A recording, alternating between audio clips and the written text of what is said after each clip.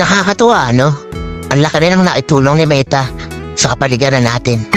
Lalo na tuwing umaga, wala ka na halos makita ang mga chismosa na nakatumpok dyan sa labas ng bahay nyo. Halos bihira na nga rin silang tumumpok dyan eh. Paano kasi?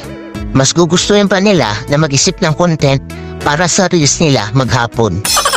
Oo, ayaw na nila makipagchismisan o makitumpok dyan sa labas ng bahay nyo. Actually, yung atensyon nila imbis na makipagchismisan, napunta na lang talaga sa pagre-reels.